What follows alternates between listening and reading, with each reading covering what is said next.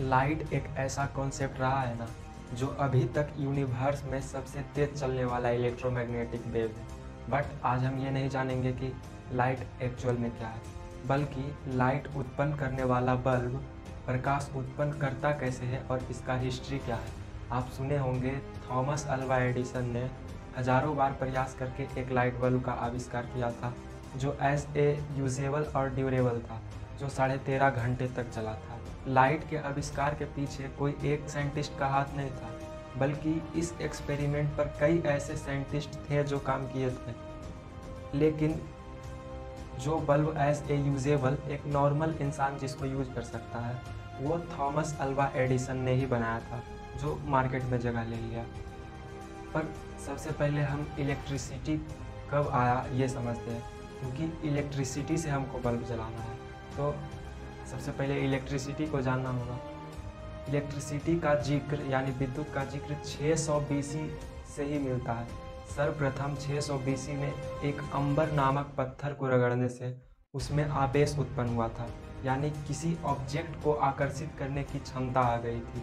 600 BC यानी 600 साल before Christ. Isa Masih के जन्म से पहले को ईसा पूर्व बोला जाता है, और ईसा मसीह के जन्म के बाद उसको ईसवी बोला जाता है। तो ईसा मसीह के जन्म के ठीक 600 साल बाद यानी 600 बीसी, 600 बिफोर क्राइस्ट, उसको जब उस टाइम में अंबर नामक पत्थर को रगड़ने से आवेश उत्पन्न हुआ था, यानी इलेक्ट्रिसिटी का निर्माण हुआ था। वहीं से जिक्र होता है इलेक्ट्रिसिटी का। उसके बाद 1800 ईस्वी में अलेक्जेंड्रो वोल्टा ने दुनिया की सबसे पहली बैटरी बनाई थी, जो एनर्जी को स्टोर करके रख सकता है, यानी आवेश को स्टोर करके रख सकता है। इसके बीच में कई ऐसे साइंटिस्ट थे, जैसे बेंजामिन फ्रैंकलिन हो गया, वो पतंग के एक्सपेरिमेंट से इलेक्ट्रिसिटी को प्रूव किए थे। अब आते हैं बल्ब पर। बल्ब का आविष्कार कैसे हुआ था? तो सबसे पहले बल्ब का आविष्कार हम्फ्री डेवी ने किया था। हम्फ्री डेवी ने, उन्होंने ही सबसे पहले एक कार्बन के फिलामेंट से इलेक्ट्रिक पास किया था।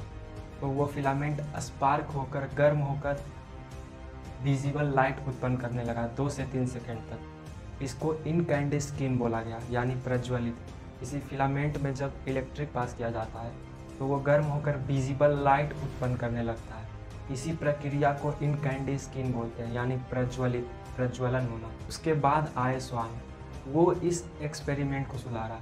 जैसे अगर कोई भी ऑब्जेक्ट जल रहा है तो वो क्यों जलता है? ऑक्सीजन की उपस्थिति में ऑक्सीडाइज होकर जलता है। तो उन्होंने वैक्यूम में इस एक्सपेरिमेंट को किया।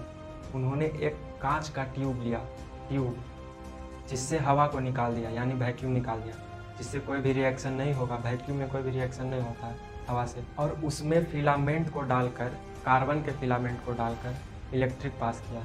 तो वो भी काम किया, बट वो एज ए यूजेबल नहीं था। इसके बाद आए थॉमस अल्वा एडिसन। उन्होंने हजारों बार प्रयास करके एक ऐसे फिलामेंट का खोज किया। जापान के क्योटो नामक शहर में एक अलग ही प्रकार का बैम्बू था, वो अलग ही टाइप का था, जिसको कार्बोनाइज्ड करके फिलामेंट का निर्माण किया। कार्बोनाइज्ड मतलब जैसे कोई भी ऑब्जेक्ट को ऑक्सीजन की अनुपस्थिति में उसको हाई टेम्परेचर पर गर्म करना, वो कार्बोनाइज्ड हो जाता है।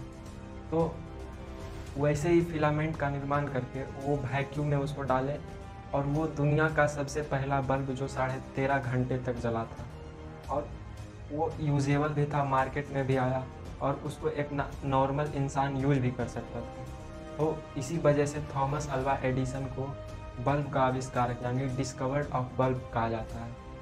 इसी वजह से एडिसन की याद में जापान में एक एडिसन का मेमोरियल बना हुआ है। इस फिलामेंट के बाद टंगस्टन CFL LED इस बल्ब का यूज अब होता है, लेकिन 1900 ईस्वी के बाद से ही टंगस्टन का बल्ब यूज होता था। CFL बल्ब उसमें अलग कॉन्सेप्ट है, उसका कॉम्पैक्ट फ्लोरोसेंट लाइट होता है, LED लाइट इमिटिंग डायोड। ये सब वो तो अगले वीडियो में देखेंगे। अमेरिका के कैलिफोर्निया में एक ऐसा लाइट बल्ब है ना, जो पिछले 130 सालों से भी अधिक टाइम से अभी तक जलता आ रहा है, जिसको सेल्वी इलेक्ट्रिक नामक एक प्राइवेट कंपनी ने बनाया था। वो बल्ब अभी तक कंटिन्यू जल रहा है, ब्लिंक ही कर रहा है, बट अभी तक वो जल ही रहा है।